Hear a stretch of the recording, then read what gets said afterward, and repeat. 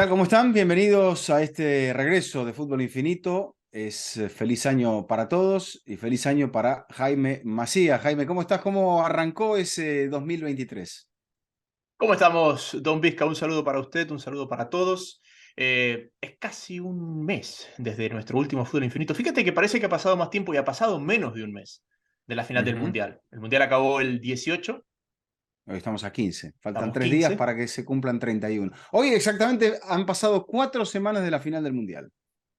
Correcto, correcto, correcto. Así que, no, de la semifinal del Mundial. No, hoy es domingo.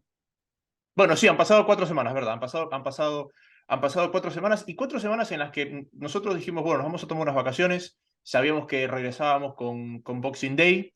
Después nos íbamos a tomar unas vacaciones. En mi caso, fueron vacaciones en casa porque después de estar 8 horas trepado en un avión, el vuelo nunca salió. Nos íbamos a la nieve, así que nos tuvimos que quedar acá en casa. Eh, pero fíjate que lamentablemente en este tiempo, que quiero saber qué has hecho, pero lamentablemente en este tiempo falleció Pelé. Creo que en el Ujú. Mundial teníamos un poco eh, la sensación de que eso era algo que podía pasar. Se retiró Gareth Bale. Yo decía el mejor británico de su generación, el mejor británico de la historia, creo que exageré, pero está me parece en el podium. CR7 se fue para el fútbol saudí, se peleó con Jorge Méndez. Shakira estrenó una nueva canción. eh, Hubo toda la saga de Greg Berhalter y los Reina. ¿Con qué te quedas de estas 4 semanas post final del Mundial? Bueno, creo que lo más fuerte para el fútbol, sin desmerecer las otras historias, es el tema de Pelé, ¿no? Yo creo que se va uno de los grandes, si no el más grande futbolista de todos los tiempos y quizá uno de los grandes deportistas de todos los tiempos. Yo pienso en Pelé y pienso en el futbolista más ganador, 3 mundiales. Pudo haber estado Mbappé siguiendo su estela, a punto de conseguir su segundo a la misma edad que Pelé consiguió dos, pero no se le dio. Entonces, no es que Pelé queda más solo, pero sí queda más destacado. Era otro fútbol. Creo que dentro de ese otro fútbol, Pelé estaba, como decían muchos de sus obituarios, adelantado a su época y me da la sensación de que eso lo convirtió en un futbolista único. Creo que sus dos mundiales extraordinarios son los del 58 y el 70.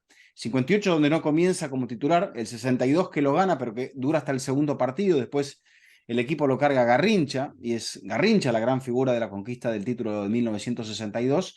Y creo que en el 70 es donde Pelé, si bien es cierto, hace algunas jugadas maravillosas, creo que probablemente haya sido el mundial donde Pelé estuvo más, siempre estuvo bien rodeado, pero donde estuvo más rodeado y donde hubo otras figuras que ciertamente eran no lo que era Pelé en cuanto a repercusión mediática, pero sí eran acompañamientos o acompañantes de gran categoría. Y por eso un equipo consigue 3 mundiales sobre 4, que es lo que consiguió Brasil entre el 58 y el 70. Y yo decía, Pelé fue el primero en ser considerado el mejor jugador de la historia. Todo el resto vinieron después con Pelé como punto de referencia, si lo superaron o si no lo superaron. Y creo que eso es lo que marca. Quizás es un poco injusto este punto por Di Stéfano, pero me parece Ujú. que el Pelé goza con un momento donde la comunicación fluía más, no al punto de la Exacto. época de Maradona, Michael Jordan, Ayrton Senna, Muhammad Ali, pero sí fluía un poco más. Entonces había más ojos atentos a lo que hacía este señor, el mejor jugadorista del mundo en aquel momento, y después claramente uno de los mejores de la historia, que creo que la figura de Di Stéfano fue creciendo con el tiempo por el boca a boca, más que de que Ujú. mucha gente haya sido capaz de apreciarlo en vivo y en directo, como me parece sí pudieron, o no sé si en vivo y en directo, pero al menos ver imágenes a nivel mundial como sí lo pudieron hacer con Pelé. Exacto, Jaime. Creo que la evolución de los tiempos, la evolución de las comunicaciones, de los medios, ha hecho o han hecho que Di Stéfano pasara con muy pocas imágenes. Entonces, es lo que se dice habitualmente, ¿no? Lo que no se puede creer en aquello que no se ve. Y se creyó en Pelé, más allá de que el Mundial del 58 no se viera, que del 62 se viera muy poco, pero que cuando Pelé ya estaba instalado como una figura mundial, como una figura, como una marca, creo que fue la primera marca del deporte. La marca de Pelé fue la primera marca global del deporte y el mundo vio como Pelé fue campeón del mundo en 1970 y después ese proceso final, cómo se va a retirar al cosmos, haciendo algo maravilloso, icónico de aquel equipo del Cosmos de los años 70, bueno, que es una de las dos camisetas oficiales que vistió Pelé, más allá de la camiseta de la selección brasileña. Entonces sí, yo creo que Di Stéfano está, o fue el primer jugador del cual se habló a esa escala, pero del cual se habló, y la gran mayoría que hablaba lo llegó a ver, aunque fuera por televisión, ese fue el caso de Pelé, que coexiste con Mohamed Ali. Y para muchos, bueno, ahí está un poco la diferencia entre dos personajes icónicos. Así como Ali se mojó mucho, se comprometió por su raza, por su gente, y lo pagó en el ostracismo, en la amenaza de cárcel, que luego no va a la cárcel, pero es despojado de sus títulos y tiene que volver a comenzar. Mucha gente decía, Pelé fue el primer gran símbolo de la gente que venía segregada por el color de su piel, por la procedencia, por el hecho de venir de América del Sur. Y mucha gente en muchas partes del mundo, por ejemplo en Asia, en la India, entendió que Pelé era un héroe y que Pelé reivindicaba a mucha gente que no tenía voz y que el deporte le empezaba a dar voz. Por eso lo de Pelé fue muy grande y, y no estuvo en las alturas de Ali porque no se comprometió y para muchos fue bueno y malo que no se comprometiera, porque al no comprometerse se alejó de la polémica y quizá al no comprometerse todo el mundo quiso a Pelé. Y termina siendo un poco eso, ¿no? Y que es un poco cuando uno ve los grandes deportistas, sobre todo los 90, que creo que es el boom de la comunicación del deporte, que la Jordan, Senna, Maradona coinciden, y para mí no es una coincidencia que coincidan y sean esos emblemas mundiales más allá de su talento, es la gente sentirse representada por el deportista. La Uh -huh. gente admirar la superación de aquel hombre que llegó a hacer eso con O observarlo como un ídolo, que fue como, lo que vivimos en Qatar con países como la India, Pakistán, Bangladesh, Sri Lanka, que veían a Messi y que lo cantaban y lo sentían casi tanto más que los argentinos. correcto, correcto, porque yo creo que hay mucha gente que celebró el Mundial que no tiene ninguna conexión con Argentina. A mí me alegró muchísimo el Mundial de Argentina, y no porque seas mi amigo y tú seas argentino, pero yo he convivido toda mi carrera con Messi, y yo soy alguien que muchas veces equivocadamente o abusivamente por haberme parado 5 segundos en un campo, me siento más de ese lado que del lado periodístico. Y si bien acá podemos argumentar que hay mejores o peores jugadores, gente con más o menos carácter, siempre me molestó la crítica personal a Messi. Uh -huh. Y me alegró muchísimo que a los 35 años levante el título mundial, que parecía que como que era lo único que servía para demostrar que el tipo, vaya uno a poner en el orden que quiera, Uh está entre -huh. los 5 mejores de la historia o entre los 3 mejores de la historia. A mí me alegró y no lo conozco. Me lo crucé una vez en Claro. una zona mixta, nada más. No, y ahí también, bueno, uno piensa en eso, ¿no? En el impacto que tuvo para mucha gente y mucha gente en muchas partes del mundo, eso, que quería ver a Messi campeón. Y el hecho de verlo, Y los que lo querían cuánto, ver fracasar. también, de esos hubo muchos, pero cuánta gente que lo quería ver triunfar, Jaime, o los que lo querían ver fracasar, pero lo vieron levantar la copa, porque la imagen del final es para todos, para los que creían y para los que no creían. Entonces, toda esa gente lo vio. Entonces, al verlo, la amplificación de esa imagen será eterna. Es como una de esas canastas icónicas de Michael Jordan. Como ya decía muy bien, en los 90 ya las veíamos todos.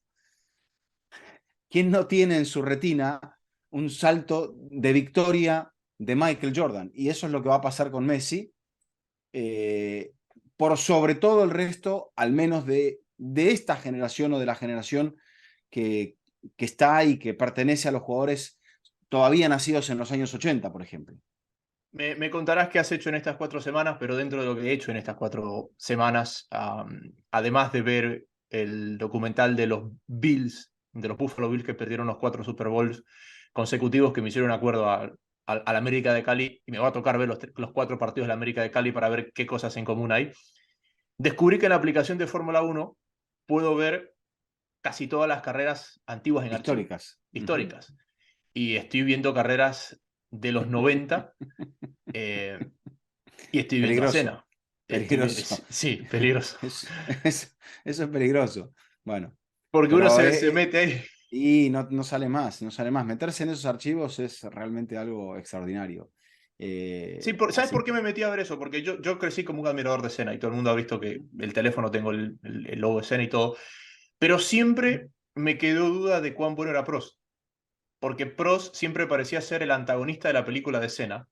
no, no, pero Y para so- ser un antagonista de un actor tan importante, había que estar más o menos a la altura, Sí, ¿no?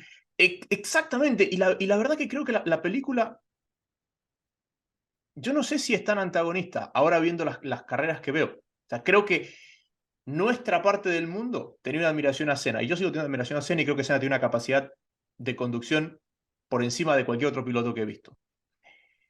Pero, claro, era un choque de mundos. Era el Maradona Platini de aquel momento. Y Ujú. una cosa es cómo lo ven los de la Juve y cómo lo ven los franceses y cómo lo ven los argentinos y cómo lo ven los del Napoli. Y bueno, en eso estoy. No tengo una conclusión, pero como tú dices, es peligroso.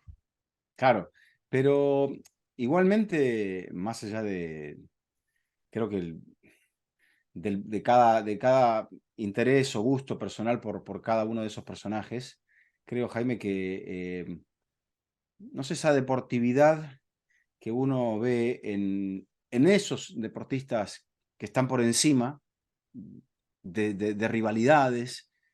Creo que hubo cruces y hubo chispazos muy fuertes entre Prost y Senna. Sin embargo, uno se queda con esa imagen del final, que es una de las personas que cargó el féretro de Ayrton fue Alain Prost, que era Ujú. su archirrival y creo que odiado por el pueblo automovilístico del Brasil. Eh, pero las rivalidades quedaban ahí y eso era un poco lo que marcaba esa época, más allá de que lo veíamos en la película de Capadia sobre Ayrton, que Ayrton se tomaba las rivalidades muy a tono personal. Como Jordan, que decía, necesito crear una rivalidad para motivarme, necesito inventarme una rivalidad. Termino con el tema Senna Prost ahí. Eh, Prost se retira después de ser campeón en el 93. Él estaba bajo contrato con Williams, pero al haberse retirado no tenía que cumplirlo. Ujú, Cuando muere Senna, alguien tenía que correr en ese auto las siguientes carreras. Y lo llaman a Prost, claramente. ujú. Eso yo lo sabía, pero hay una parte que yo no sabía y es la respuesta de Prost a ese llamado. Dice, la mitad de mi carrera ha fallecido. No puedo ser yo quien se siente en ese auto. Y me parece que resume un poco lo que acabas de decir de las rivalidades y cómo eso, bueno, eh, después queda ahí. A mí me encantaría saber, y lo vamos a saber dentro de 10 años, en algún momento, cuán pendientes estaban Messi de Cristiano en el día a día, cuánto se motivaban el uno al otro, porque creo que es una novedad verlo desde afuera, como lo podemos haber visto con Jordan o como lo podemos haber visto con el propio Maradona. Pero creo que van a ir saliendo historias de esta rivalidad que me parece ha marcado una década inolvidable en el fútbol, Ujú. eh, que no las sabemos. Creo que las vamos a conocer cuando el tiempo pase y cuando se retire. Yo creo que hay cosas que se intuyen, ¿no? Ujú. Y voy a poner un solo ejemplo, y es un ejemplo de un solo lado, por eso no sirve para hacer toda la pintura del cuadro. Pero colega argentino, Martín Lieberman, consigue un punto de cercanía con Cristiano Ronaldo, en entrevista y demás, eh, probablemente porque le resalta a Cristiano o a su entorno o a alguien de su entorno que hay un periodista argentino que critica ácidamente a Messi, o que criticaba ácidamente a Messi. Y él habrá dicho, yo lo tengo que conocer. Lo tengo que conocer. No sé cómo habrá sido ese, porque lo saben solamente los protagonistas. Quizá algún día se lo podamos preguntar a Lieberman, pero ¿qué sentido tiene que no estando no coexistiendo en la misma región, se haya producido esa conexión? Sí, exacto, exacto. Un cristiano que en este periodo hoy está en el fútbol saudí, parece que discutió inclusive con su agente y que terminó en esa situación. No voy a hablar de la canción de Shakira, salvo que tú quieras hablar de la canción de Shakira, pero No. no, ok. Pero yo quiero Sí, sí poner, sí voy a decir que tuve muchos relojes Casio, eso sí. a mi madre no me dejó, le dije, voy a tuitear algo. No, me dice, no te metas, después de que escuchamos la canción.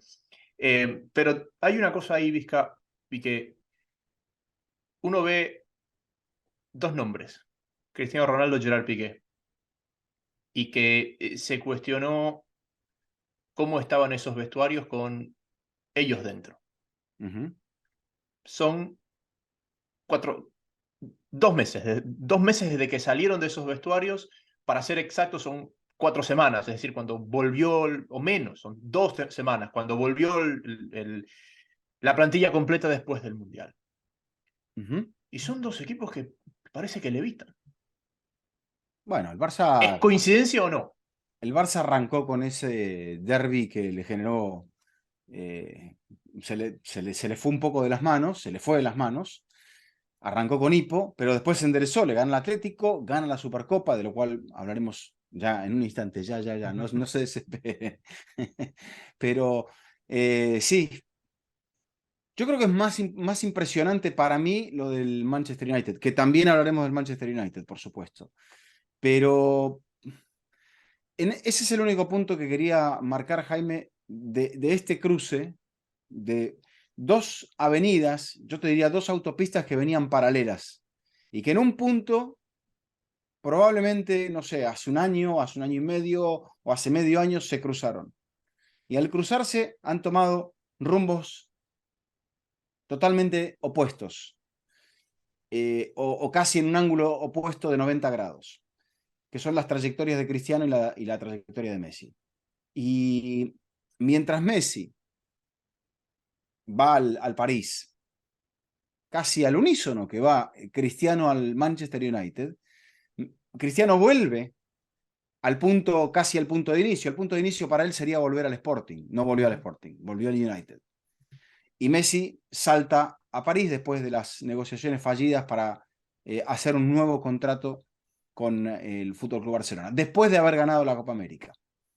Y mientras la trayectoria de Messi, y cuestionamos aquí, me parece que nosotros nunca, y podemos ir a nuestra biblioteca, nunca tuvimos palabras fuertes para ninguno de los actores reivindicados en la gesta de Qatar, ni para Di María, ni para Scaloni, ni para Messi. Sí pudimos haber llegado a decir, pudimos no, hemos dicho que el Paris Saint-Germain cuando fue eliminado por el Real Madrid se le había enfriado el pecho, pero no era puntualizar como que estos jugadores eran de estas categorías, ni los Neymar, ni los Mbappé, ni por supuesto los Messi. Entonces, Sobre todo porque son jugadores tremendamente exitosos fuera de ese club. bueno, y a ese club le pasó algo muy particular, que fue un cortocircuito muy particular y por una situación creo que muy particular. Bueno, Pero mientras Messi termina el campeonato silbado, arranca el campeonato silbado, dice, hay un objetivo aquí y hay que cumplirlo.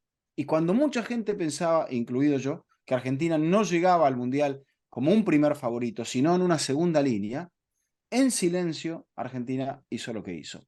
Y mientras tanto, quizá Portugal llegaba mejor considerado, Cristiano ya había tenido los cortocircuitos que había tenido con Ten Hag, y es como que me parece que su influencia, y esto no lo podremos saber porque es un hipotético, Jaime, pero creo que acaba siendo negativa para Portugal. Porque si me preguntás cuál de los dos equipos tenía más talento, te tengo que decir que al que veía con más talento de las dos selecciones era Portugal y no Argentina. yo coincido plenamente contigo. Yo creo que su problema con el United no iba a repercutir en la selección portuguesa. Creo que lo que termina repercutiendo en la selección portuguesa es su entrevista con Craig Morgan. Craig Morgan. Piers Morgan. Que como me lo dijo un amigo portugués, me dijo suicidio deportivo. Esa creo que es la entrevista que termina por volar todo por los aires. Y claro, ahí sí todo eso termina afectando a la selección portuguesa y termina la situación como termina con Cristiano en el fútbol saudí. Hay una cosa, y no es por disculpar a Cristiano, vuelvo a la rivalidad Senna-Prost. Y hay una cosa que creo que en este punto, y ojo, no es por disculpar a Cristiano, siempre lo relacionamos como rivales similares, pero nos olvidamos que Prost era 3 años mayor a Senna. Ujú. Y a medida que se acerca el final de carrera, esos 3 años que cuando el uno tiene 24, el otro tiene 27, parecen insignificantes, creo que cuando el uno tiene 35 y el otro tiene 38, ahí es Sí. donde realmente te marcan la diferencia. Y me parece que el que equivoca ahí es Cristiano, porque Cristiano quiere ir a la par cuando a los 35 y 38 creo que la brecha entre uno y otro está más grande que nunca, por un tema lógico del paso del tiempo, no porque Cristiano haya hecho nada mal. Bueno, Cristiano todavía tiene 37, pero yo creo que esos 2 años pesan, pero el peso más importante es cómo uno asimila lo que ha perdido. Y ahí es donde está el problema del ego, que creo que es el gran problema. No voy a decir que Messi no sea un personaje que tenga el ego grande, porque nadie puede ser un deportista, un personaje tan grande si no se la cree. Y no me refiero al ego, sino me refiero más bien, no al ego, sino al ser, el creer lo que uno puede llegar a dar, lo que uno puede llegar a ser. Y el ego es otra cosa. Dicen que el ego es lo que recubre al ser, psicológicamente hablando. Y creo que Cristiano no interpreta eso, que él tenía, que su peso protagónico iba a depender de lo que él pudiese generar en sus compañeros en el campo, sus compañeros portugueses y sus compañeros del Manchester United. Sin embargo, cuando en tu cabeza piensa que todavía tenés 33, 32, ahí es donde viene la disociación. Y sobre todo cuando te agarran dos entrenadores que no te van a dejar pasar ni media. Y eso fue lo que pasó. Ten Hag lo tuvo claro, le dice, yo creo en usted, pero yo necesito que usted me dé esto, esto y esto. Y si usted no me da lo que yo le voy a pedir, no voy a tener contemplaciones con su currículum, con su historia. Voy a, porque yo me van a, en esta grada, me van a juzgar por lo que yo haga, no por lo que usted tenga, los trofeos que usted haya ganado. Y creo que a Santos le pasó lo mismo. Él dijo, yo tengo 7 partidos para llegar a la gloria. 7. No puedo andar gestionando los egos de los jugadores. Necesito que ellos estén a mi servicio. Y probablemente algo de eso fue lo que sucedió. Y por lo que se ve en el caso de Messi, Scaloni y los compañeros, eso no pasó. Totalmente, totalmente. Antes de entrar ya con la materia de lo que ha sido este reinicio del fútbol un poco escalonado, tus 4 semanas post-mundial, ¿cómo las viviste? ¿Qué hiciste? ¿Cómo estás? Descansé primero, la primera semana físicamente no estaba bien, había llegado con un estado gripal también, que me dejó un poco planchado, entre bueno, la energía que se nos fue en esas semanas, sobre todo en ese punto cúlmine, que fue la obtención del título de Argentina o la definición del Mundial, mejor dicho. Creo que, bueno, siempre pasa eso, cuando le baja a uno un poco la tensión, el estado de ánimo, es donde uno vuelve y le cuesta un poco retomar. Y había incluso que retomar porque a los 6 días de regresar ya teníamos el regreso del fútbol inglés. Fue bastante desafiante ese regreso, Jaime, porque y si lo fue para nosotros, imaginémonos para los protagonistas. Lo que pasa es que, claro, nosotros ya habíamos estado trabajando hasta el último día y los jugadores que habían estado, distintos trabajos, que habían estado hasta el último día, no volvieron a jugar hasta el mes de enero. Y ahí, bueno, uno tiene que mentalizarse nuevamente en lo que está viendo, pero por suerte, y lo recalco, por suerte hacemos algo que nos gusta profundamente y nos metimos en eso y bueno, después uno empieza a retomar la actividad física, empieza a reencontrarse con los ritmos, con los proyectos y con las cosas que vienen en el camino y bueno, en eso ya estamos focalizados y por eso arrancamos este 2023 de Fútbol Infinito. Sí, yo, la verdad, fue como una continuidad y realmente cuando se me canceló el vuelo para ir de vacaciones, en esos 4 días cuando realmente como que desconecté y descansé. Y eso que había dormido en el vuelo de vuelta más que lo que he dormido nunca en un avión, recomendación tuya.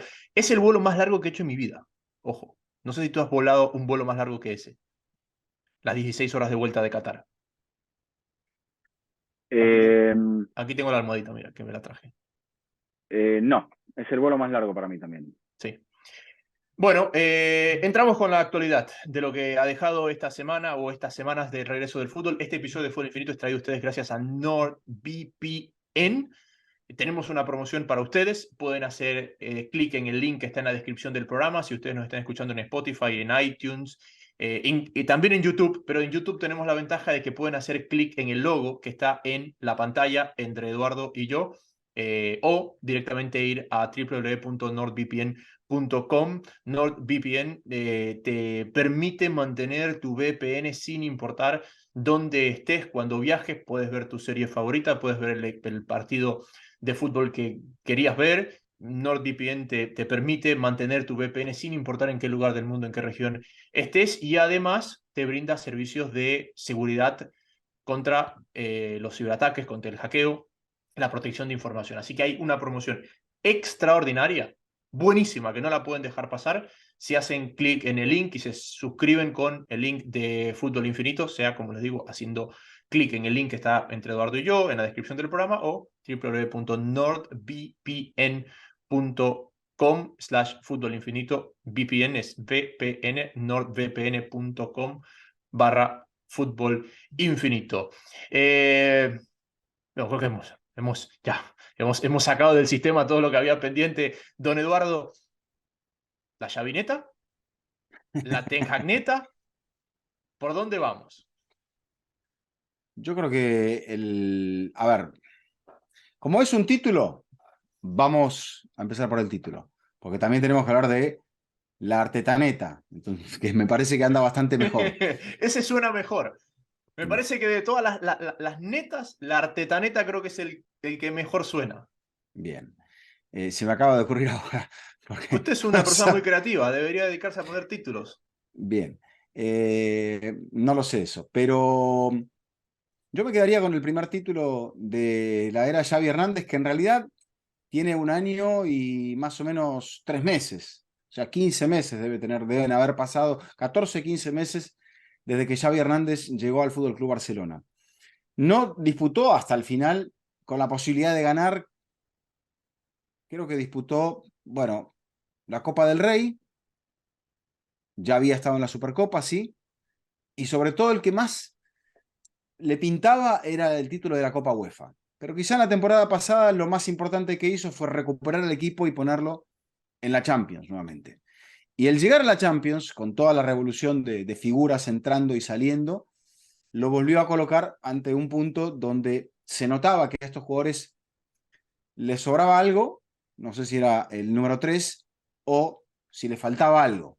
Y ese algo quizá se lo vaya a dar de cara al futuro este trofeo, porque es un trofeo muy importante, no tanto para Pedri, que él ya había ganado la Copa del Rey, si no me equivoco, con Messi y Jaime, pero sí para Gavi y sí para muchos otros jugadores para los cuales es su primer título con el Barça. Pedri había ganado la Copa del Rey con, claro, la que gana Koeman. La que gana Koeman, Exacto, que exacto. es una ¿Te Copa acordás del Rey. cuando todo el mundo sacaba la foto con Messi? Sí, sí, sí, sí. Pedri le había ganado y Gavi no.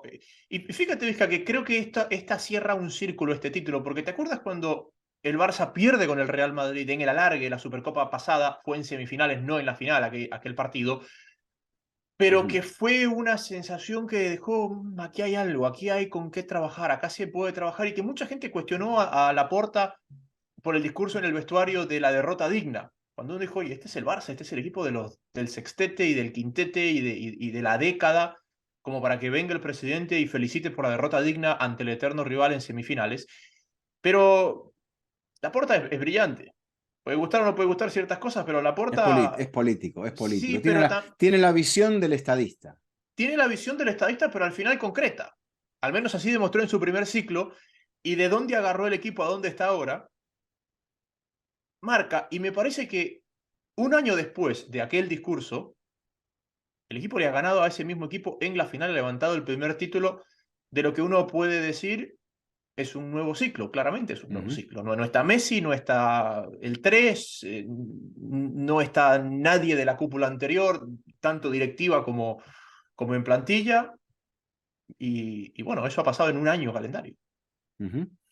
Bueno, también me parece que hay una coincidencia de factores que creo que este es el peor momento del Real Madrid en la segunda era de Carlo Ancelotti. Yo ponía un tuit, y ya vamos a hablar de Inglaterra, pero decía lo que tienen en común el Manchester United y el Real Madrid es Carlos Enrique Casemiro. El uno lo perdió y el otro lo ganó. Porque uno ve el partido del Madrid hoy y acuérdate cuando Casemiro se va, lo mucho que le costó entrar en el United, pero vamos al lado Real Madrid. Estaba Tchouaméni, estaba Camavinga, 2 o 3 pelotas de gol, y lo decíamos acá en la videoteca de Fútbol Infinito, es que ofensivamente reemplazar a Casemiro no es difícil. Está el problema. No. Bueno, yo creo que la presencia de Casemiro es muy fuerte, ofensiva y defensivamente. Te aclaro, el que le mete la pelota en la polémica jugada de Bruno Fernández, de la cual hablaremos sin falta, es Casemiro. O sea, Casemiro tiene detalles a nivel ofensivo que son muy importantes para sus equipos. Y ni hablar del aspecto defensivo. Casemiro, por ejemplo, no estuvo en el 6-2 que le mete el City de titular al United en Etihad, en la primera vuelta del torneo. Y todo el mundo en el Real Madrid se frotó las manos, Jaime, porque decían, qué buen negocio que ha hecho Florentino, sacarse a Casemiro, un jugador ya en sus 30, por el dinero que le ha pagado el Manchester United, y pensar, y mucha gente del otro lado del Canal de la Mancha dijo, este es el jugador que necesitaba el Manchester United, por carácter y por lo que él contagiaba. Y en la medida, yo creo que hay dos elementos que para mí son muy importantes en el United, y nos vamos desviando un poco para ir un poco para acá y para allá. Pero creo que la influencia de Casemiro en el vestuario, el peso, la entrada, el peso de Casemiro en el vestuario, creo que con el factor de la salida de Cristiano Ronaldo es que le ha dicho a todos esos chicos del Manchester United, señores, es por acá. Si yo he ganado 5 Champions, es por acá. Y el otro decía, si yo he ganado 5 Champions, es por acá. No, no, no, y el otro, por acá. Y ahí es donde estaba Lo que pasa es que Casemiro dijo, y para los que están viendo en YouTube, dijo el que ha ganado, yo he ganado 5 Champions, es por acá, y el otro dijo, yo he ganado 5 Champions, es por acá. Esa es la diferencia. Bueno, yo creo que mucho más jugador de equipo Casemiro, porque es un jugador quizá técnicamente que luce menos, que para mucha gente más limitado, pero lo que tiene, que cuando se nota cuando estos jugadores no le ponen toda el alma a algo y están a media máquina, esos equipos a media alma o a media máquina no llegan a ninguna parte. Y Casemiro llegó al Manchester United diciendo, estoy totalmente comprometido con este proyecto, con esta parte de mi carrera. Y he dejado probablemente la parte más gloriosa de mi carrera. Sin embargo, lo que llega todavía me ilusiona y hay que levantar este proyecto, porque este es un transatlántico. Este ha sido, por momentos, peleándoselo al Real Madrid, el club más popular del mundo. Y hay que levantar al club más popular del mundo, Jaime. Y eso es lo que está intentando hacer Ten Hag con Casemiro ahora como estandarte y con muchos otros jugadores de gran talento. Y sin Cristiano, y me dirás, ¿y le faltan los goles de Cristiano? Sí, pero están apareciendo todos los otros jugadores que estaban eclipsados por los goles de Cristiano. Y cómo anímicamente el equipo ha crecido, y creo que eso tiene mucho mérito Ten Hag, y lo dijo él, dijo, a veces valoramos mucho cómo los entrenadores gestionamos partidos y cómo tácticamente influimos, pero no se valora cómo el entrenador influye en la cabeza del entrenador, en la cabeza del jugador. Y ese es el famoso, el discurso se desgastó, cuando dejas de influir en la cabeza del Exacto. jugador. Sí, Ese es sí. el famoso, el discurso se desgastó, aunque yo creo que hay entrenadores que son más emotivos y hay entrenadores que te convencen más con lo táctico. Pero eso es todo otro ángulo de análisis, pero me parece que Ten Hag te llega, te llega. Volvamos a Ancelotti. Y la pregunta que te lancé, ¿este es el peor momento del Madrid de Ancelotti? Sí, pero también me parece que era totalmente esperado. Ojo, yo creo, lo que pasa es que a principio de temporada me parece que yo dije, va a llegar un momento donde este equipo que viene de ganar la Champions, que viene de estar por encima de lo que se esperaba, que viene de potenciar gente como Camavinga, como Rodrigo, como Vinicius, en algún momento va a entrar en un bajón. Lo que yo no esperé es que el Barça, al mismo tiempo que el mismo tiempo que llegaba el bajón del Madrid, el Barça esté en una posición de poderlo aprovechar. Ojo, Ujú, que me parece que eso es un poco el cruce de caminos que estamos viendo. Pero ¿por qué esto era predecible? Era predecible porque la plantilla de la temporada pasada ya era una plantilla corta. Ya era una plantilla que todos dijimos, qué bien entró Ceballos. ujú, Qué bien entró Camavinga. Tchouaméni llegó este año, en teoría, para relevar a Casemiro. ujú, Después, el Madrid tiene un problema enorme en el lateral derecho con Carvajal. Y eso ujú, lo sabíamos. Y el Madrid no ha logrado ujú, reemplazarlo. Donde sí está la sorpresa para mí es en el izquierdo. Porque fíjate lo que te hace un buen líder de vestuario. La relajación de Ferland Mendy tras la salida de Marcelo le costó el Mundial a Mendy. Le costó el Mundial. Porque desde que se fue Marcelo, el que, entre comillas, le competía el puesto, como que se relajó y no es ni la sombra de aquel lateral que fue uno de los mejores laterales del mundo hace 6 meses, el lateral ujú, izquierdo del mundo. Y después ya en este partido puntualmente me parece que, por ejemplo, la ausencia de Alaba lo limita al Madrid en salida de pelota. Si eso le sumas que le faltaba un hombre de contención que le dé un poquito de equilibrio, el Madrid se ahorcaba saliendo. Porque vivo el Barça, tiene 3 para presionar en salida, ¿a cuál dejaban libre? Al menos dúctil, claro, claro. a Rudiger, Ujú, porque estaba Lewandowski con Militao, Gavi con Carvajal y Dembélé con Mendy. Obligabas a que salga jugando Rudiger. Y Rudiger estuvo de espanto con la salida de pelota. ujú. Sí, también, bueno, creo que Xavi, y se le ha criticado un poco esto, que ha hecho equipos más utilitarios como comprendiendo eso, de que si había esperanza después de la semifinal perdida de la Supercopa de la temporada pasada, él dijo, bueno, si hacemos la lectura desde ese punto de vista, significa que esto hay que reconstruirlo desde abajo, que es más allá del ego de la gente del Barça o de la grandeza del propio Fútbol Club Barcelona, era evidente que esto era lo que había que hacer.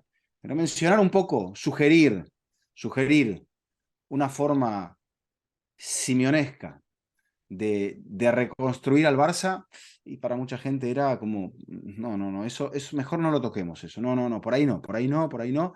Pero es un equipo que termina jugando, por ejemplo, contra el Atlético de Madrid, salvado por Ronald Araujo, metido atrás, porque no tenía fútbol para competir, físico para competir en ese partido. Y dice, bueno, vamos a jugarnos la carta a no cometer errores defensivos y ver si podemos aguantar la victoria como visitante. Y eso fue lo que hicieron el fin de semana pasado, donde el Madrid incluso pierde frente al Villarreal. Y en ese contraste de resultados sale también ganando el Barça. Y el Barça en estas 2 semanas creo que refuerza mucho el punto de lo que va a ser el resto de la temporada. El destino del calendario lo sitúa, por ejemplo, en la Europa League, en esa repesca previa a los octavos de final contra el Manchester United, nada menos. Y quizá por el hecho de que está compitiendo en 4 frentes, siendo el de la Europa League uno de ellos, tenga Ten Hag con un plantel más corto y ahora con la llegada de Weghorst, que ver por qué lado va a ir, porque, ojo, ahora que se abre una puerta, no sé si la cierra hoy el Arsenal, de que el United pueda pelear por el título de la Premier. Te remonto más atrás y para que me des contexto. Porque, por ejemplo, la transición Rijkaard-Guardiola, había que ajustar piezas, pero no había que comenzar de cero. No. La transición Rijkaard-Guardiola fue mucho menos traumática que la transición de esta generación, que yo no puedo decir el Pep Team, pero es el post hasta Valverde, ¿verdad? Hasta Valverde más o menos es lo mismo. Ok. En algún momento en el post-Van Gaal, el equipo también se vuelve mucho más pragmático, como diciendo, no podemos casarnos con la idea hasta no sentar las bases. ¿Y en qué punto se da eso? ¿En qué punto se Te lo dio? pregunto. ¿Aquí Sí, o a allá? ver, allá. O sea, ¿es Antic el que más o menos dice tenemos que comenzar Y no, más atrás? ¿O es el propio Rijkaard quien dice no, tengo que comenzar con algo distinto a lo que creo? y yo creo que sí, que es en la época, en la segunda salida de Van Gaal. Ahí es donde me parece que el equipo toca fondo, pena para ser protagonista, es, por ejemplo, coincidente con la subida del Deportivo de La Coruña, con la subida del Valencia de Rafa Benítez, y ahí se vuelve un Barça lleno de dudas que sufría para ganar partidos. Hoy, por ejemplo, la victoria del Chelsea de hoy contra el Crystal Palace me hace acordar un poco a eso, donde no había tanto, y eso que el Chelsea tiene todavía mucho brillo individual, pero se había perdido la referencia de algunos futbolistas, se había perdido un poco el rumbo con los cambios de entrenadores y se había perdido un poco esa identidad ganadora. Hoy el Barça no le juega al Madrid colocando a De Jong, Busquets y a Pedri. los dos canarios, a Pedri y a Gavi.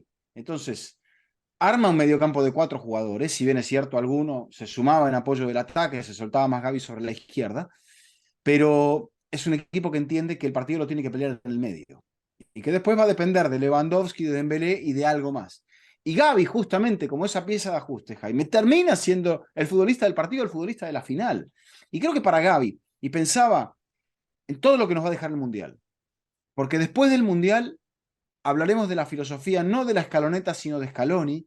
Hablaremos de la revolución de un entrenador que en una final hace 2 cambios a los 40 minutos. Hablaremos del fútbol utilitario de Marruecos. Me parece que el Mundial va a ser bisagra para muchos puntos, como hacía mucho tiempo que no íbamos a encontrar a un Mundial tan determinante, porque veníamos de una filosofía muy marcada, la filosofía del guardiolismo, después medio mutando con la filosofía de Klopp, con ese equipo, con esa intensidad, con esa presión, y creo que el Mundial nos descubre otras facetas, nos descubre otras vertientes. Y probablemente Xavi haya adoptado un poco de todo eso. Y con los jugadores de talento que tiene, pero que todavía no tienen esa confianza ganadora, dijo, es por acá. Y es por ahí donde el Barça termina ganando la Supercopa. Es que el mundial reivindica o marca el camino este de la adaptabilidad. Porque hay un momento, y en la previa me parece que tú lo decías, Vizca, dices, venimos de una época donde todos utilizan el mismo software, donde todos tienen un staff de analistas más grande que el staff táctico. Entonces es muy difícil que tú sorprendas con una idea única y exclusiva. O que te Porque, sorprendan. o que te sorprendan. Entonces, ¿cómo te sorprenden? Bueno, con esta variante de ideas, que cuando se sienta a preparar el partido, qué sé yo, de Champs, que es el ejemplo más fácil, diga, y este señor me va a salir con 3 arriba, me va a salir con 3 atrás, me va a salir con 5, y puedes prepararlo hasta un punto. Y puedes corregirlo hasta un punto, porque el señor lo corrige. Pero me parece que ese partido de la final marca eso, marca un poco lo que vamos a esperar.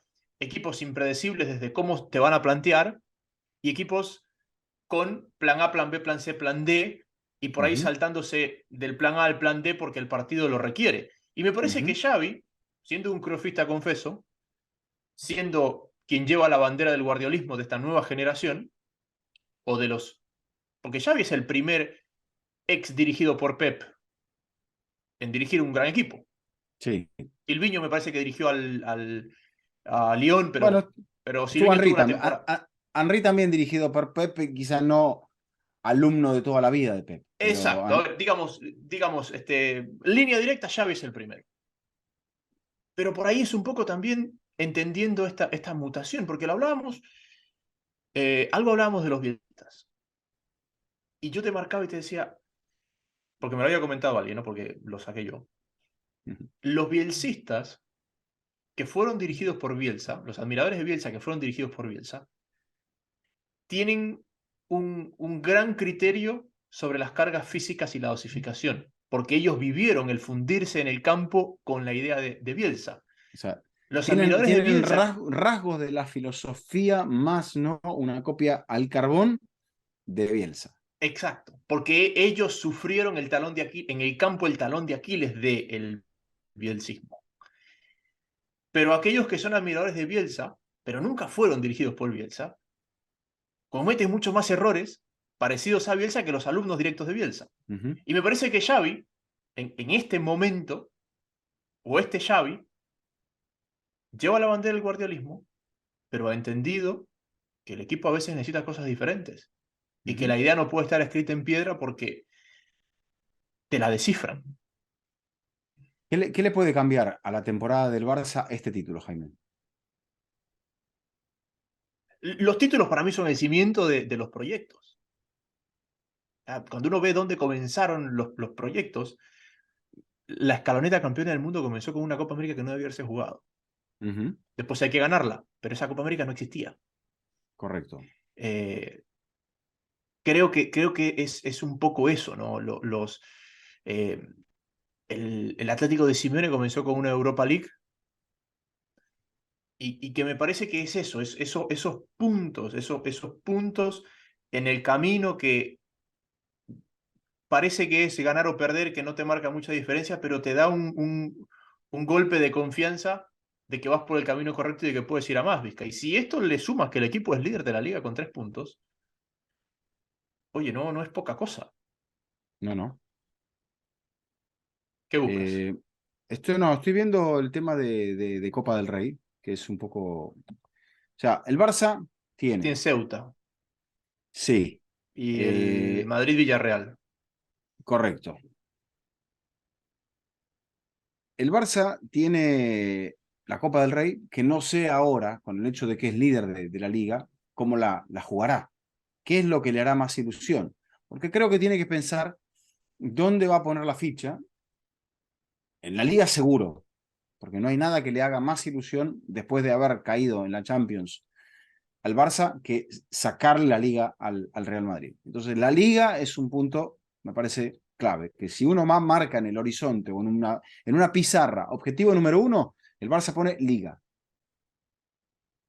¿Y qué hace con la Copa del Rey? Te pregunto, a partir del Ceuta. ¿Rota? Creo que sí. ¿Y qué hace con la Europa League? La Europa League tiene que jugar, lo que pasa es que va a jugar frente a un equipo que De está Champions, mejor que muchos. de Champions. O Es que sea, en fíjate un lo que ha sido el 16 año. te propone un partido de Champions. Fíjate que yo creo que el Barça va a llegar a febrero y el United va a llegar a febrero. Febrero está a la vuelta de la esquina. Mejor que al menos 5 que están en octavos de Champions. Sí. El tema es que el United, y lo voy a repasar aquí, yo creo que cerrará el mes de enero, no sé si con 9 o con 10 partidos, por el hecho de que ha avanzado en la Copa de la Liga, las semifinales, de Sí. que ha avanzado en la FA Cup, o sea, va a Ujú. tener 4 partidos de copas y creo que 5 partidos de liga. Sí, porque United tiene que jugar. El A United mitad de paga semana va a jugar. juega el Crystal Palace, uno de los postergados. Paga el de Crystal Ujú, Palace el miércoles. correcto. Eh, yo creo que la prioridad del Barça es la Liga, Vizca. Y irá partido a partido viendo qué le va dando. Va a rotar contra el Ceuta y de ahí verá que sigue por delante. Me parece. Y me Ujú. parece que es una filosofía totalmente lógica, porque esta liga la puede ganar el Barça. Es más, si me preguntas hoy, el Barça es favorito para ganar la liga. Sí, el United jugó entre el 31 de diciembre y el 28 o el 1 de febrero, va a jugar 10 partidos. O sea, en 32 días, 10 partidos. ¿Qué ha tocado el United? ¿Alguno de los partidos? Me tocó contra el Bournemouth, sí. Sí. El mismo que me tocó a mí. Ujú. El mismo que me tocó a mí. Lo que creo es que el United ha ido encontrando piezas ahí. Por ejemplo, fíjate, Y contra Wolves, y contra Wolves. hoy día leía que, por ejemplo, el caso de Pelistri, que no ha Ujú. jugado, y Sí. que Ten Hag dijo, no se va, yo lo voy a usar de aquí a final de año. Entonces, me parece que el United en comparación al Barça, ojo, creo que el equipo B del Barça es mejor que el equipo B del Real Madrid. Y hoy queda un poco Sí. en evidencia El eso. tema, el tema, el tema está en la necesidad del Barça de desprenderse de algún jugador por el hecho de no haber cumplido con ciertos objetivos económicos que estaban marcados por el pase mínimo a octavos de Champions. Para nivelar y para estar bien, el equipo tendría que haber llegado a cuartos. Y entonces o era alcanzar las semifinales o la final de la Europa League o ganar la liga. Y eso es lo que compensaría económicamente al club como objetivo económico de la temporada. Por ejemplo, en el Atlético de Madrid estamos viendo desprenderse de Cunha, desprenderse de Joao Félix, hasta de Felipe, bajando toda esta masa de gastos para prepararse para el final de la temporada, aún poniendo a riesgo la clasificación hacia la próxima Champions, porque el Atlético se complica después del empate frente a la Almería. Pero hay equipos que tienen que tomar ese tipo de decisiones. El United va por Weghorst, un jugador de no alto costo que llega cedido. El Atlético no se sabe qué va a hacer. El Arsenal no se sabe qué va a hacer con la lesión de Gabriel Jesús. Tendría que ir a buscar un delantero más. Pero Arteta, desde que se le cae Gabriel Jesús, creo que solamente tiene un empate frente a Newcastle. Entonces, honestamente, en un partido que dominó, él puede llegar a decir, yo con esto tiro, y no le voy a pedir a los dirigentes que vayan a gastar más dinero, sabiendo que el Arsenal había hecho una inversión en las últimas 3 ventanas de 300 millones. Sobre todo en la última. Porque la inversión más fuerte fue la de la última. El Arsenal no tiene muchos líos en otras competencias. El Arsenal está fuera de la FA Cup, por ejemplo. El Arsenal está fuera de la Copa de la Liga. El Arsenal ganó su grupo de Europa League. Sí, ganó su grupo Sí, de Europa ganó, League. ganó. Ganó su grupo de Europa League. El United es el que terminó segundo. Pero el Arsenal le va a tirar toda la liga. Como se lo va a Claro. tirar el Napoli, por ejemplo. Porque ahora revisaba, fíjate, El, Víctor. el Arsenal está en FA Cup, sí, porque le ganó al Oxford United y está en la próxima ronda, Perdón, que va a jugar contra el Manchester City, encima de todo. Copa de la Liga. ¿En Copa cuál de la fue que Liga está? está fuera. Copa Sí, de la está Liga está fuera. fuera. Perdón, en Copa de la Liga, corrijo, en Copa de la Liga fue que todos los equipos de Londres perdieron en la primera ronda. Que se fueron todos. Se fue Chelsea, se fue Tottenham, se fue Arsenal, se fue Crystal Palace, se fueron todos. Pero fíjate que es lógico que le tires a la liga. Arsenal es líder 8 sobre el City, 14 sobre el quinto, que es la zona Champions. Barcelona es líder 3 sobre el Real Madrid. Desde los Invencibles, que el Arsenal no tenía una ventaja semejante en la cima de la tabla. Por eso, entonces, solamente el Napoli es más líder que el Arsenal. O sea, el Napoli tiene 9 sobre el Milan, el Arsenal tiene 8 sobre el City, el Bayern tiene 4 sobre el Friburgo, y después el PSG Tiene y 3. el Barça tienen 3 sobre el Lens y el Real Madrid. Entonces, creo que si hay alguien que le va a tirar toda la liga es el Arsenal. Y que no va a romper la chequera. Porque ya, por ejemplo, el chico el ucraniano, que lo tenían arreglado, vino el Chelsea y puso más plata y el Arsenal dijo, yo en esa pelea de plata no voy a entrar. Lo tenía apalabrado, pero claro, levantó la apuesta. El Chelsea se lo queda al Chelsea. Mudryk. Mudryk. No Modric. Mudryk. Mudryk. Eso, creo que el Madrid del empujón, para cerrar el tema Supercopa, me parece que el Madrid del empujón del año pasado, más la plantilla corta, más unos cuantos mundialistas que no han vuelto bien. Benzema no ha vuelto bien, y eso que nunca se fue. Vinicius no ha vuelto bien. Valverde no ha vuelto bien. Gente de mucho desgaste. Y gente que me parece volvió de mucha decepción en el Mundial. Sí, sí. Porque los tres volvieron decepcionados del Mundial por distintos motivos, pero creo que Rodrigo también hay que sumarlo a esa lista. Y creo que, bueno, no estamos viendo tampoco un buen momento de Kroos. Modric hace un buen Mundial, pero se lo ve desgastado, incluso reemplazado a la hora de partido por parte de Ancelotti, ingresando Ceballos, que se equivoca en la jugada del tercero también. O sea, creo que pasa un poco también por eso, ¿no? Que ciertas movidas de Ancelotti no están resultando. Creo que también el Madrid ha ido por Mbappé y después, o sea, era Mbappé o nadie. Tchouaméni es el antídoto, como decías, a Casemiro, o la salida de Casemiro. pero en el centro es como que Creo que el Madrid se está quedando sin apoyos para su estructura futbolística, que sabemos que los grandes pilares estaban en el medio. Uno ya no está y los otros dos están más desgastados que nunca. están más desgastados que nunca. Creo que el Madrid, y me parece que su cálculo era correcto, por eso tiene mucho mérito el Barça. Creo que el Madrid pensó que casa adentro alcanzaba. O sea, es difícil pensar que un equipo que ganó la Champions al año siguiente no le va a alcanzar para la Liga, a pesar de haber perdido a Casemiro, y no le está alcanzando. Tiene el clásico en el Camp Nou todavía, Sí.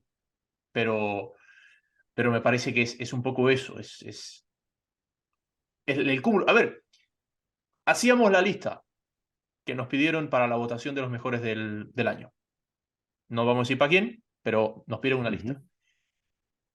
Y teníamos esta contradicción porque casi que en el top 20 teníamos mucho Madrid y mucho Liverpool, por lo que lograron, pero después el segundo semestre de esos mismos nombres era muy pobre, producto de el esfuerzo de lo que fue la definición del año pasado.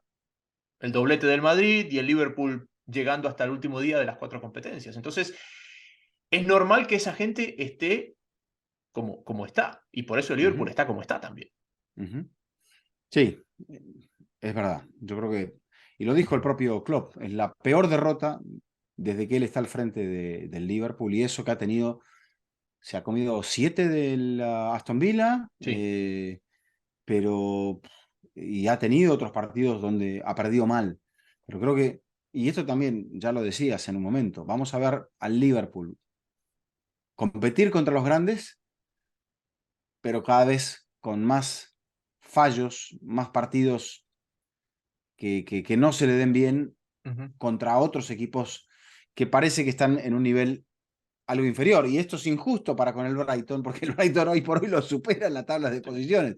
¿Qué tabla de posiciones que nos da la Premier, Jaime? Donde aparecen Brentford, Brighton y Fulham entre los 10 primeros, con creo que es sexto el Brighton. Y Newcastle.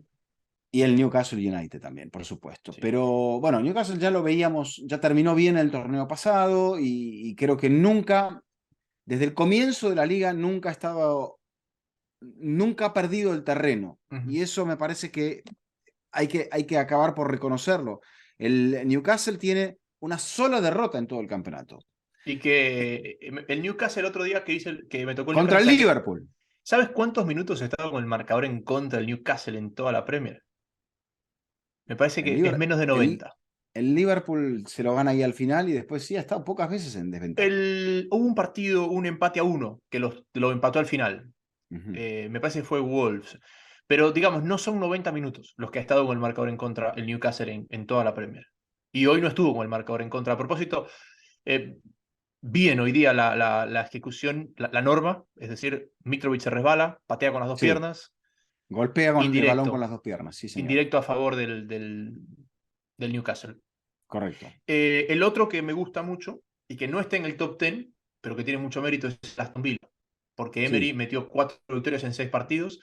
Lo va a meter a la zona de Europa. Es Lo va a probable. meter, ese equipo lo va a meter a la zona de Europa. Ya le ganó al United, por ejemplo, y el United es lo que parece ser. Hay algo en esa dinámica que veía muy curioso. En el cruce de caminos entre los equipos que dejaron Emery y Potter. Cómo, fíjate que esos equipos han tenido algunos partidos donde les ha costado un poco, pero ahí está el Villarreal de Setién y ahí está el Brighton de Servi. Incluso de Servi teniendo un problema con Leandro Trossard ausentándose por motivos personales el fin de semana en Bélgica, pero él dijo, ¿Trossard? Vamos contra el Liverpool, acá tenemos equipo, acá no hay ningún problema, no nos vamos a caer por un solo hombre. Lo sentó a Y el Welbeck. Brighton, exacto, el Brighton con los Estupiñán, los Caicedo, los McAllister, los Solly March, los Mitoma y demás, sin presión, Jaime, sin presión, en un modelo yo te diría, de fútbol empresa muy parecido al de Villarreal. Ojo que no, yo lo veo al Villarreal para meterse a la Champions, en detrimento del Atlético de Madrid. veremos si se da. Y no veo al Brighton para meterse a la Champions, pero veo sí Porque al hay más, Brighton porque hay más. Por eso porque hay no se mucha te mete. concurrencia, exacto. Claro. Porque en España hay 3 que están dentro de la Champions y realmente el que está libre es el cuarto cupo que lo tienen ahí entre Betis, Atlético y Villarreal. Ujú. Hablando de gente que ha cambiado de equipo, bastante mejorado los Wolves de Sí, Julen de Lopetegui. Lopetegui. Es que Equipo, había talento sí. allí y el equipo estaba muy atorado. Hay talento en varios equipos, por ejemplo, en Southampton están atorados. Ujú.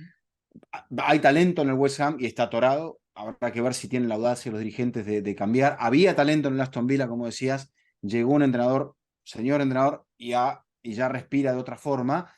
Creo que el Everton está un poco más jugado de talento, pero tiene rasgos como para intentar otra cosa y me parece que está chocando la cabeza contra el techo Lampard y tanto Lampard como Moyes, y no me extrañaría que hubiese cambios en esos dos frentes, porque serían impactos muy fuertes que descendiesen. De los Pero, 5 de uh-huh. la parte baja, son los únicos 2 que no han cambiado de entrenador. De los Pero 5 de sí, abajo. O sea, de coincido, Wolf, coincido con Bournemouth. lo... Yo no lo veo a Wolves candidato a descender, No, yo tampoco. Yo tampoco. Lo que pasa es que, a ver, ni a eh, Nottingham Forest.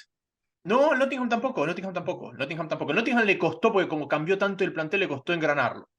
Después los Wolves, aparte, cuando vieron que se les podía descender, metieron plata, porque trajeron a Cuña, Claro, claro. van a traer a Sarabia. Uh-huh. Hubo alguien más que llegó. No, Por ahora no, esos. bueno, no, volvió Jiménez, pero ese Sí, volvió, volvió a jugar Jiménez. volvió a jugar Jiménez, exactamente. Bueno, y antes lo habían traído Diego Costa. Pero lo de Costa fue porque tenían todo el ataque lesionado y el único jugador libre que podían incorporar era. Que está Y ahora lesionado lo, Costa ahora. lo van a incorporar a Felipe, así que cuidado a las defensas. Pobre Atlético de Madrid está desplumado por completo. Sí. Bueno, Eh, pero yo creo que acudirá al mercado con otros bríos, Simeone, con la posibilidad no sé, buscar gente. No sé si será la última carta de Simeone, porque ha trascendido que este podría ser el último semestre de Simeone al frente del Atlético de Madrid. Eso dijeron los colegas del Chiringuito. Habrá que ver. Habrá que preguntarle a mis amigos de ahí cerca.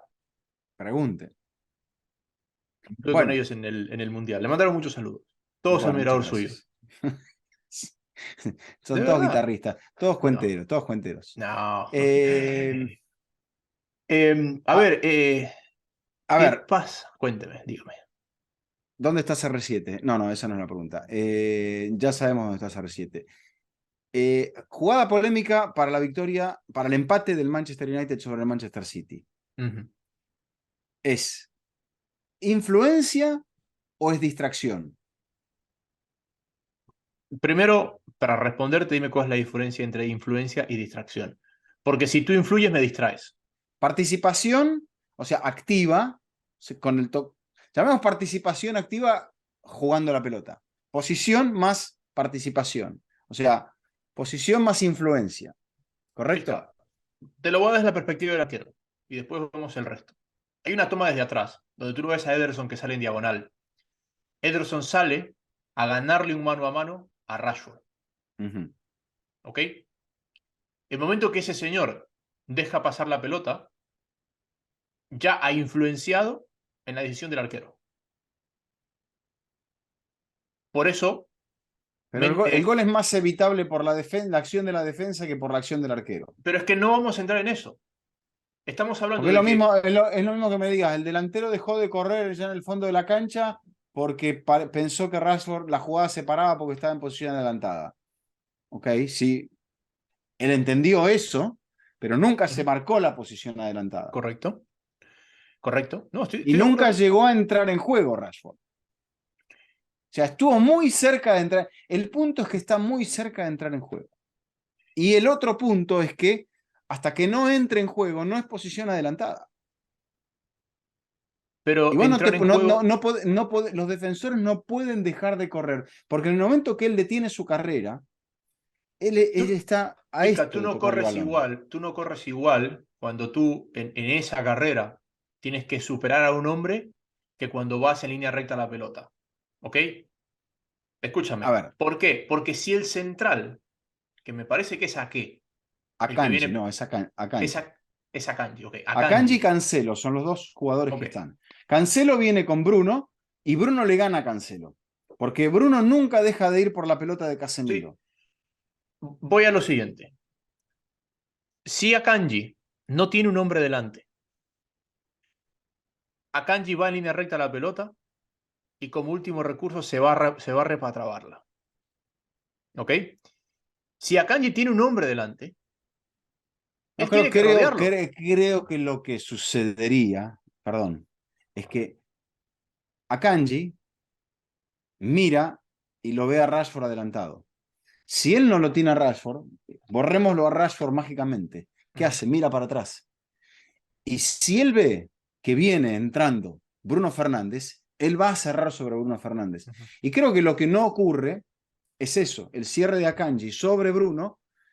Creo que Cancelo no llegaba nunca al cierre de Bruno. Entonces se quedan en el hecho de que Akanji lo termina soltando a Rashford porque él sabe que Rashford está en posición alta, pero no se percata que en algún momento se pudo haber desviado en la carrera Rashford decisivamente, ni pasar cerca de la pelota o frenarse. Y yo creo que ahí lo que pasa es que es una interpretación, para mi gusto, desde el punto muy tirado de los pelos que aparece como correcta. Pero te estoy haciendo eso, la salvedad. Es muy tirada de los pelos. Porque si detenemos el cuadro a cuadro, Rashford está a esto de no tocar el balón.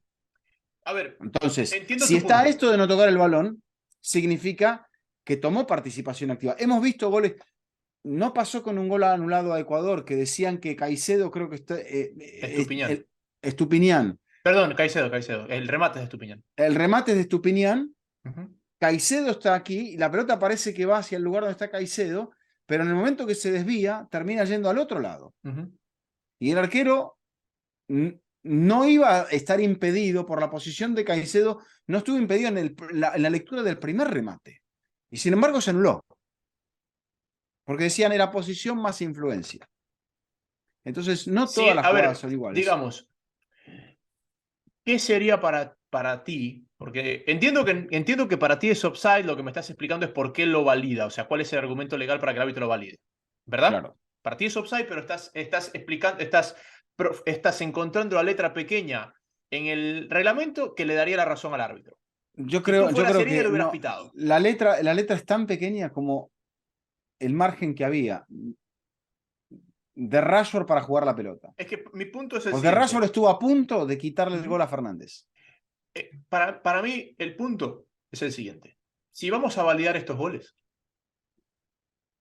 digamos que si no toca la pelota, nunca está en offside. Ujú. O sea, si vamos a validar esto, digamos que si no toca la pelota, no hay Claro, offside. medimos participación, exacto. En la Por subjetividad de contacto. medir participación decimos contacto con el balón. Correcto. Porque más, o sea, más influencia sin tocar la pelota que esta, no hay. No. No hay más influencia sin tocar la pelota que lo que vimos en Old Trafford. Entonces, si vamos a validar estos goles, mejor digamos que la influencia solamente se da por el contacto con la pelota y ahorrémonos el lío. Y ojo, para mí sería más sencillo. Para mí sería más sencillo porque mientras más queremos la letra chica, más problemas tenemos. No, pero igualmente, a lo que termino, y ese es mi último punto, es que si la defensa deja de especular con que este está en posición adelantada, no tengo que correr. Que creo que es un poco el castigo que le cae al Manchester City. Hay jugadores que dejan de hacer lo suyo porque entienden que la pelota va a ser jugada por Rashford, que está en posición adelantada. Y la pelota no es jugada por... Eso es lo que te digo, que es lo que termina sancionándose. Entonces dice, ¿quién está en posición adelantada? Rashford. ¿Jugó la pelota? No. ¿Y el ¿Tú crees? otro? ¿El otro estaba habilitado? Sí. Y el otro siempre mostró la intención de ir a jugar la pelota. ¿Tú has visto, Siempre. tú has visto cuando los árbitros, o a veces en la cancha te ha pasado, que los árbitros vienen y te dicen, yo pito, el que pita soy yo, Ujú. ¿verdad? Que un poco fue esta que en línea dijo, este quiso que le pite el offside y yo pito el offside. sea, como cuando el jugador se tira y agarra la pelota con la mano para que le piten la falta, y viene el árbitro y dice, no, es mano, no es falta, yo decido si es falta. Para mí un poco es como, porque la explicación Pero que tú me igual das... el asistente está brillante y el árbitro también porque ninguno interrumpe la jugada. Y después empieza toda esta discusión. Sí. ¿Y por qué no va al monitor? Porque no es una jugada para... ¿Qué es lo que hay para observar? ¿Tocó la pelota Rashford? No. ¿Se ve claramente? Sí. Lo vieron ellos en el campo. ¿Está claramente en posición adelantada Rashford? Sí. ¿Lo vio el asistente? No hace falta el monitor para verlo. Entonces, ellos hacen una parte y se ponen de acuerdo en qué fue lo que pasó. Sí. No, pero también creo que es eso. Y vuelvo En línea a lo dice, otro. ¿Quién hace el gol? Bruno Fernández. sí, Bruno Fernández nunca deja de correr a por la pelota, porque él sabe que está habilitado. Y esa es la diferencia. Que Bruno, y ahí es donde hay que darle la derecha en el reglamento al equipo que quiere el gol y que va a buscar el gol. Bruno sabe que él está habilitado y va a buscar el gol y lo concreta. ¿tú crees que Después, Bruno le dice a Rashford? déjala, claro. Porque yo creo que Rashford no sabe que está adelantado. Yo creo que Hasta que... lo intuye, pero cuando él ve que Bruno llega, dice, y Bruno le dice, déjala que es gol. Sí. Y es gol. No me gustó el City. Y mi pregunta es No. la siguiente. ¿Estuvo mal el City o el United lo hizo ver mal? Porque a este United de esta racha de 6 victorias seguidas, es la primera vez que lo vemos ante una fuerza similar, entre comillas, superior, no sé qué término le pones. Yo, Superior. me pareció inclusive lento en la circulación y me quedó la duda, dije, ¿está mal el City o es que el United lo está haciendo ver mal? Y te hago la pregunta a ti. Mira, hoy el debate es quién le puede llegar a competir el título al Arsenal. Y yo veo más al Manchester United que al Manchester City. Porque el Manchester United le ha ganado al Arsenal y porque lo veo como un equipo que tiene, si bien es cierto, le falta alguien de recambio y veremos si Weghorst es ese jugador para convertirse en ese futbolista que le dé más contundencia al ataque desde la salida de Cristiano. Al City lo veo que en este desgaste probablemente vaya a querer ponerle las fichas a la Champions y quizá se quede hasta sin la Champions. Lo veo como que en el centro del campo, si bien es cierto, De Bruyne hace una gran jugada para el cabezazo de Grealish y es una jugada que le estábamos reclamando, una aparición que le estábamos reclamando en un partido de este tipo, creo que el City está mostrando vulnerabilidad a la hora de manejar los partidos, cosa que para un equipo de Guardiola es extraordinariamente preocupante. Y este es el desgaste de Gundogan, quizá también el peso que ha perdido Bernardo Silva en el equipo. De Bruyne no tiene, creo que lo que hoy no tiene es la misma presencia física que tenía en otros momentos. Anulado Erling Haaland, el equipo pierde mucho peso ofensivo. Entonces veo a un equipo que entra en confusión. La gente dice, bueno, pero todavía no estamos viendo a un brillante Manchester United. Y es verdad, no es un equipo que te enamora, pero es un equipo al cual es muy difícil ganarle. Se me prendió Mourinho aquí, no sé por qué. De, Estamos a la misma distancia de los octavos de la Champions que de la final del Mundial. O sea que pueden cambiar muchas cosas. Sí, Pero un a día de mes. hoy, los dos equipos de octavos de Champions de mejor presente futbolístico son celestes. El Napoli y el City. Fíjate cómo está en el resto, que con todo lo que me acabas de decir Bueno, pero el El Bayern no City lo podemos medir todavía. Todavía. ya perdió a Neuer por el resto de la Bien, temporada. está bien, está bien. Hechos. Todavía no lo podemos medir, pero eso es un hecho. Dicen que va Sí, Sommer, o creo que va Sommer. Vamos a ver. ok. Eh, yo creo que el City tiene quizás en esta una de las mejores posibilidades para ganar la Champions. Porque la gente que está muy bien, que lo hablamos hace minutos, Barça y sobre todo United, no están ahí. No están ahí. El Arsenal, sobre todo. El Arsenal no está ahí. El PSG tengo mis cosas. Y hay cruces muy duros, el del Liverpool con el Madrid, el del Paris Saint-Germain. Que se van a quedar por ahí. Exacto. Entonces, y puede haber una sorpresa, puede meterse el Napoli. A lo que voy es que sí, quizás fue injusto con el City, con la Champions, porque no tiene esa historia todavía. Pero creo que el que gane la Champions va a empezar a ganarla a partir de lo que haga a partir de los octavos de final. O sea, ahí es donde van a quedar esas certezas de un equipo que diga, desde esta ronda estamos para ser campeones.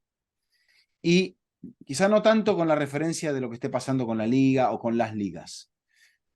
Pero todavía nos va a quedar tiempo para el tema No, Champions. pero sí la referencia de los cruces, Vista. Porque eso que dijiste, yo no lo había pensado, es un punto muy importante. Hay muchos candidatos históricos que se van a eliminar entre sí. Sí. Y yo veo eso al City. ¿Sabes qué pasa? Quizás veo la versión del City más inconsistente de los últimos años, pero asimismo, cuando tú eres un equipo de tanta calidad y eres inconsistente, eres capaz de golpear en momentos específicos. Volviendo a la metáfora, no a la metáfora, a lo que hablamos de Liverpool. Este Liverpool no va a competir, pero le va a pegar a los de arriba. Va a ser capaz de pegar a los de arriba como ya le pegó al City. Va a luchar. Si yo creo que contra los de arriba va a competir, me parece que no le va a dar ni siquiera para clasificarse a Champions. Y quizá va a tener que esforzarse para meterse a la Europa League. Por ahí lo que le conviene es realmente no meterse en Europa y poder trabajar de nuevo, que es un poco lo que ha pasado en estos últimos años. Pero eso con el City y después el otro que se está descalabrando es el Tottenham. Sí. Yo no sí, sé porque por es que ahí es donde se nota que en una liga tan exigente se le queda un poco corto el argumento a Conte. Y es mejor tener un argumento como el que tenía el equipo con Pochettino, que cuando defendía, por ahí no defendía tan bien, pero un equipo que a partir de la tenencia de la pelota y a partir de tener muchos jugadores de características ofensivas buenos, te armaba partidos, te peleaba partidos y te llegó a pelear un campeonato, te llegó a una final de Champions, porque no se entregaba nunca. Pero metido atrás este equipo, o con tantas dificultades para proyectarse al ataque, en el primer tiempo jugando en casa contra el Arsenal, perdiendo 2-0 abajo, había tenido solamente 2 toques en el área rival. Está bien, el segundo es un cabezazo de Kane que salva a Ramsdale brillantemente. Y un poco, y sé que es tu gremio y pido perdón, pero viendo el balance de las llegadas, la diferencia está también en los arqueros. Lo de Lloris es preocupante, porque Lloris tuvo una con el 0-0 que la termina atajando él después de que se mete en un problema porque le controla una pelota. Es difícil reconectar, sobre todo cuando vienes de un golpe como el de Lloris, el retiro de la selección, la final perdida. Creo que no fue un gran mundial de Lloris. Yo creo que Lloris, por ejemplo, no fue un factor en la final, y no estoy hablando de los penales.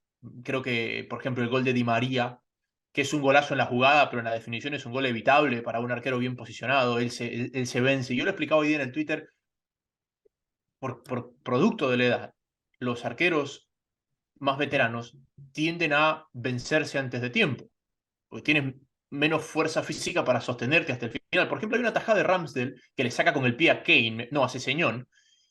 ¿Por qué logra sacar eso? Porque no se vence. Y no es que yo quiero vencerme y tú no quieres vencerte, no, a veces el cuerpo te vence. ¿Y por qué el gol de Lloris, el autogol de Lloris, por qué lo deja tan evidenciado? Porque él se está venciendo antes de tiempo. Entonces, el remate, el ligero desvío en Sessegnon, intrascendente, genera que el momento que tú le metes las manos, como estás ya desbalanceado, ese manotazo va para adentro. No estás plantado, porque en otra situación, hay un ligero desvío igualmente en el camino. Le pega a Sessegnon. Hay un ligero desvío, pero tú a ese desvío, si tú estás plantado, ese desvío te revienta en el pecho y va para afuera. Pero como tú ya estás vencido hacia atrás, porque Lloris no está vencido hacia un lado, está vencido hacia atrás. Si tú te das cuenta... igual te digo, Jaime, los problemas que le creó Bukayo Saka por ese lado al Tottenham fueron mayúsculos. Y los ajustes que debió hacer Antonio Conte no existieron. No, estoy de acuerdo contigo en eso. Sí ponemos el énfasis que es gol en propia puerta de Lloris. Perfecto, lo es y es un error técnico muy claro de un arquero que debería ser top y que me parece que pone sobre la mesa que el Tottenham necesita un arquero para la próxima temporada. Pero creo que también va a necesitar un entrenador para la próxima temporada. Sí, Porque Conte se ha comportado como una primadona pidiendo un montón de cosas, pero ha pedido más de lo que ha entregado.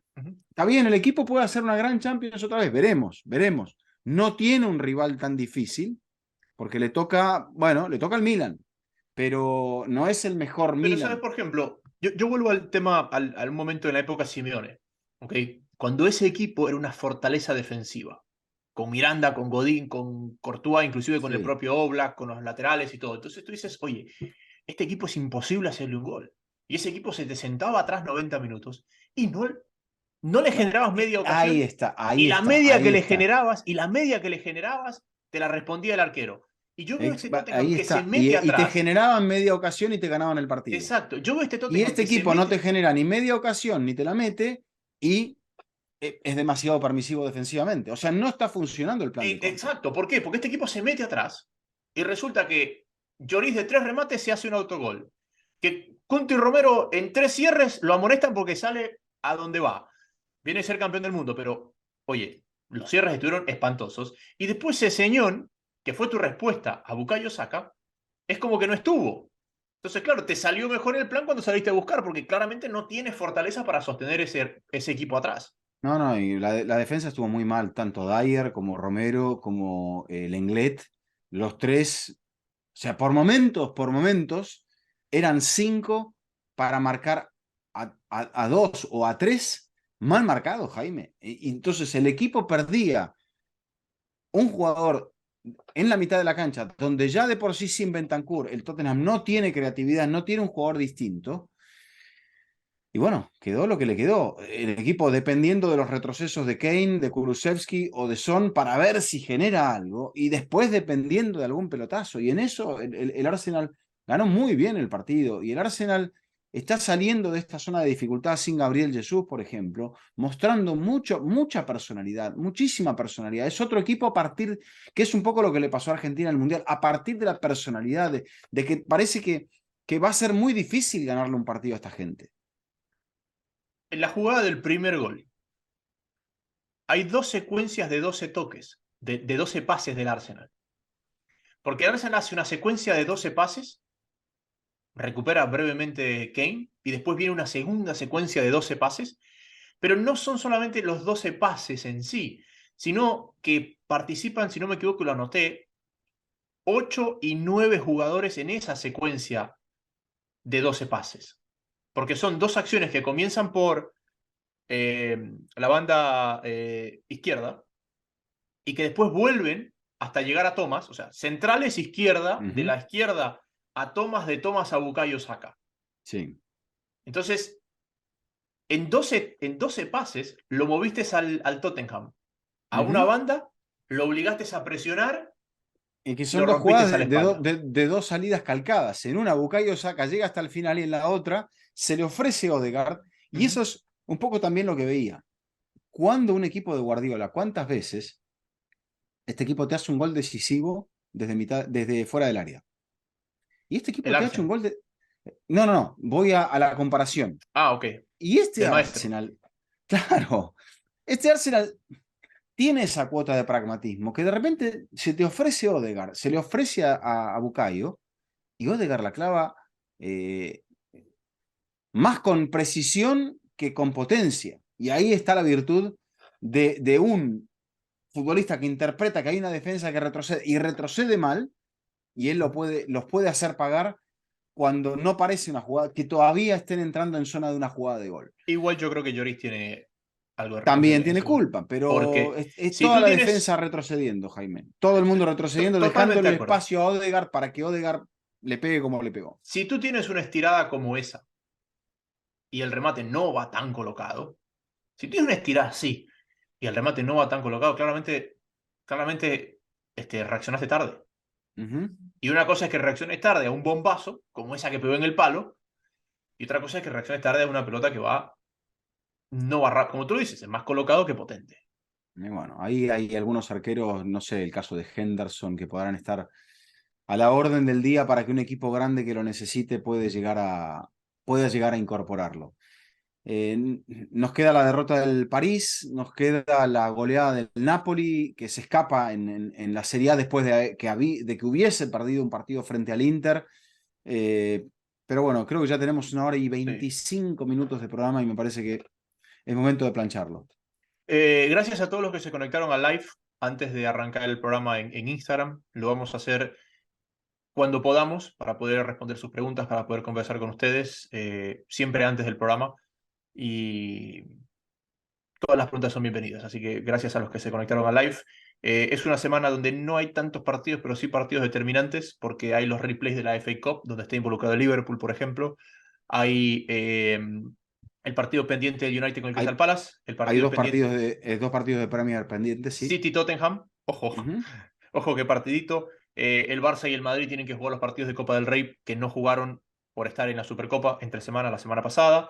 Y hay la Supercopa de Italia. Milan-Inter es la Supercopa de Italia, que también se juega esta semana. No se olviden de hacer clic en el logo de NordVPN, el auspiciante del episodio del día de hoy de Fútbol Infinito. Entre Eduardo y yo está el link, o en la descripción del programa si están escuchando en plataformas de audio, o si quieren ir directamente a internet, www.nordvpn.com/Fútbol Infinito. Tienen una tarifa especial gracias a Fútbol Infinito, un descuento muy importante. Exacto. Un bonito. Un bonito descuento, y con NordVPN ustedes pueden ver su serie favorita, ver los partidos de fútbol, porque su VPN va a donde ustedes estén sin importar la región en la que se encuentren. Y además hay servicios de protección de datos, de protección cibernética, así que no se olviden de hacer eso. Don Eduardo, la verdad que ha sido un gusto volver a conversar con usted.